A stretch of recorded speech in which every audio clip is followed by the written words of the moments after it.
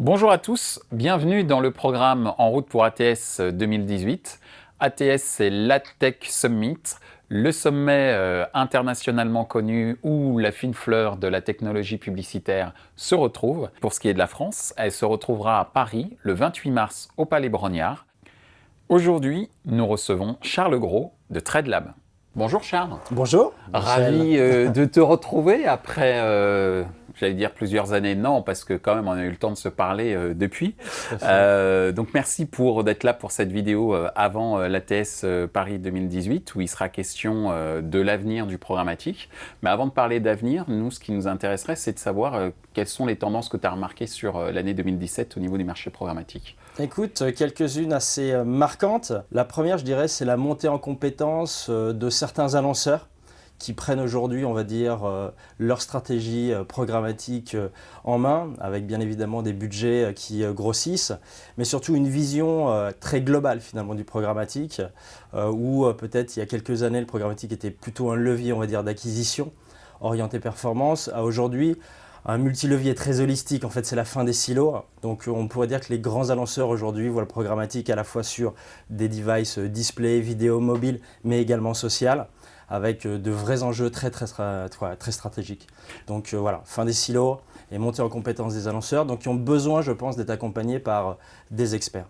Alors justement, puisque tu parles d'une certaine diversité du programmatique qui a été un petit peu pris à bras-le-corps par le marché, hein, tu parlais des annonceurs, est-ce que tu penses véritablement que le marché français est mature en ce qui concerne l'étoffe des solutions possibles dans le programmatique ?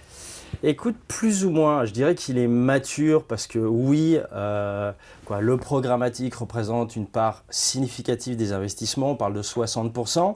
Si on compare avec les US ou même l'Angleterre, on est quand même en dessous. Les US atteignent pratiquement 75%.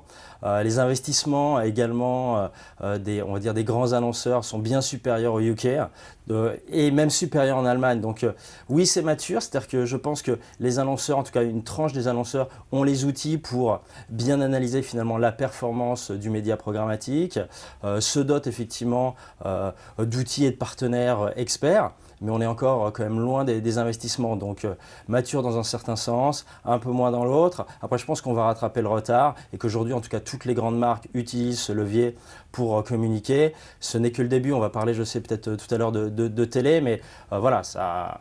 Ah, mais on peut en parler d'ailleurs tout de suite de la télé. Qu'est-ce que tu penses justement de l'offre TV programmatique ? Qu'est-ce que tu en penses ?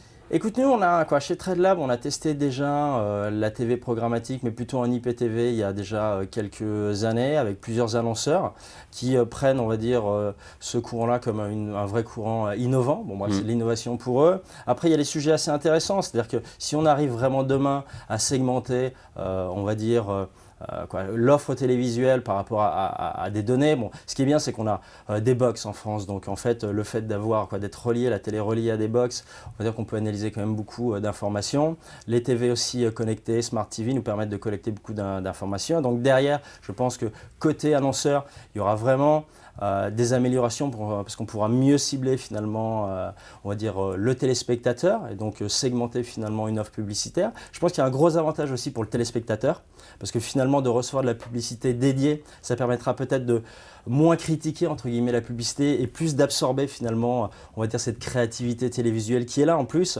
mais de mieux l'accepter. Et puis côté éditeur, côté channel finalement, je pense que ce sera un meilleur moyen de vendre mieux la publicité. Peut-être de rehausser peut-être les prix qui ont un peu baissé récemment, en mieux ciblant. Donc je pense que pour l'écosystème, c'est vraiment très intéressant. Après, on n'en est qu'au début, les investissements sont très faibles en vraie TV programmatique, même aux US, mais c'est l'avenir effectivement du programmatique et pas que la télé, sur d'autres, on va dire, médias traditionnels comme la presse ou la radio. Alors justement, on n'en est qu'au début, mais malgré le fait qu'on soit qu'au début, on voit déjà des annonceurs qui veulent internaliser la stratégie programmatique. On parle de désintermédiation. Ouais, alors bon, c'est Qu'est-ce que tu en penses ? Oui, non, c'est un sujet très intéressant. Alors, je pense que si on revient en arrière avec le fait peut-être de la maturité de certains annonceurs qui prennent, on va dire, à bras le corps le sujet programmatique, certains réfléchissent à Pourquoi pas une internalisation? On a beaucoup parlé d'Air France qui a internalisé, mais qui finalement aujourd'hui est accompagné d'ailleurs par TradeLab sur certains sujets liés finalement au trading, à la donnée, à l'optimisation finalement et à la productivité du trafficking, de l'optimisation trading. Ce sont des sujets très importants.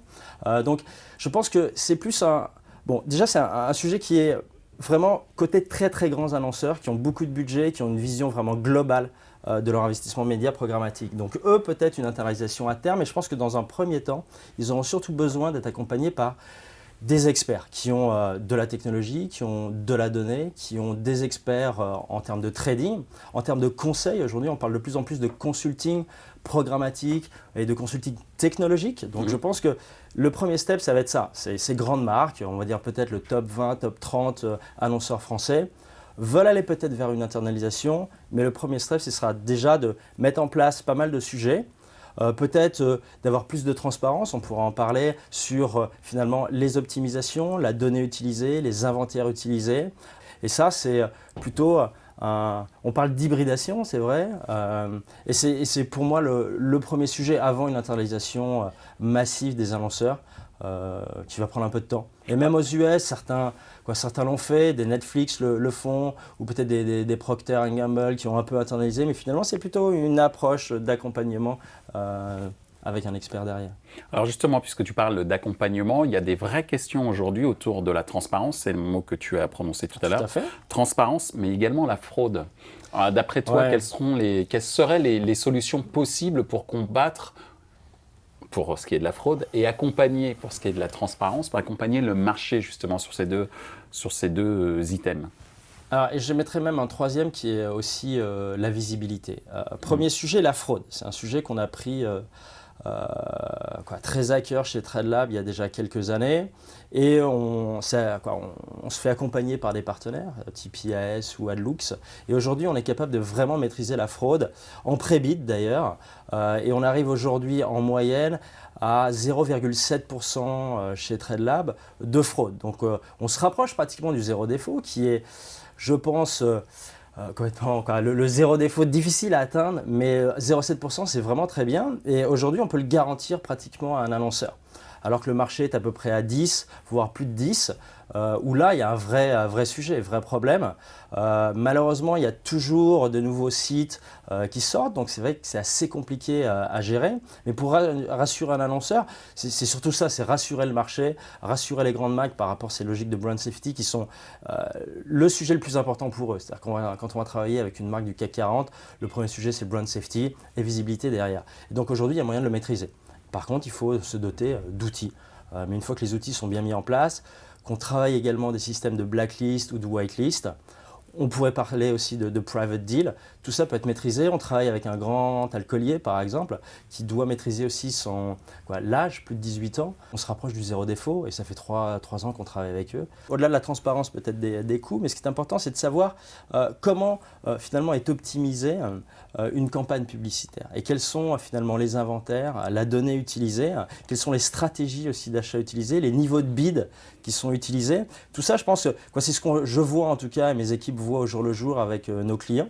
C'est ce besoin effectivement de mieux comprendre finalement une opération programmatique qui est quand même très complexe. Parce qu'on parle souvent de mathématiques, d'algorithmie, mais derrière il y a aussi de l'humain qui opère des campagnes et qui opère des stratégies bien identifiées, différentes en fonction des annonceurs.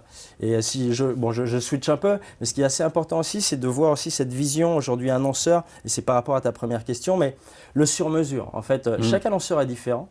Et donc a ses propres KPI, sa propre stratégie, ses propres enjeux. Et donc ce qui est important, c'est également de travailler avec l'annonceur, un peu en collaboration avec eux, pour finalement bien mettre en place une stratégie qui va passer par souvent des algorithmes peut-être malléables finalement, où on peut réécrire finalement un algorithme pour s'adapter à différents KPI ou de stratégies.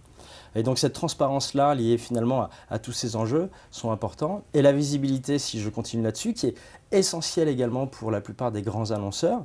On arrive à quand même pratiquement à 50% le marché. Nous, on arrive à pratiquement 70-75% d'efficacité finalement de visibilité. Ça encore, il faut des outils.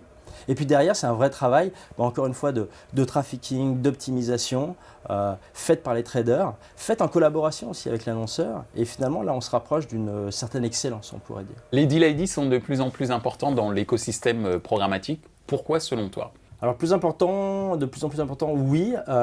Pourquoi? Je dirais, première chose, c'est peut-être pour trouver des niches d'inventaire très spécifiques par rapport à certaines problématiques annonceurs, où là, on peut garantir peut-être des inventaires moins volumineux, mais sont des niches. Et donc, pour reacher, finalement, un deal ID est un bon moyen d'atteindre cette audience-là. Il y a le côté aussi rassurant pour un annonceur très branding. On parlait de brand safety, mais c'est sûr que d'être sur des sites ultra brand safe, très premium, avec peut-être des channels très spécifiques par rapport à du contenu, ça aussi, ça crée effectivement une montée en puissance des deal ID. Et puis peut-être pour garantir aussi un vrai niveau de reach, je pense que c'est la troisième sujet. Donc si on veut aujourd'hui peut-être maximiser sa part de voix, on parlait à l'époque d'ailleurs de beaucoup de parts de voix, mais maximiser une part de voix sur une audience ou sur un inventaire, c'est un bon moyen aussi de l'avoir. Donc je pense que c'est pour ces raisons-là. Merci Charles. De rien.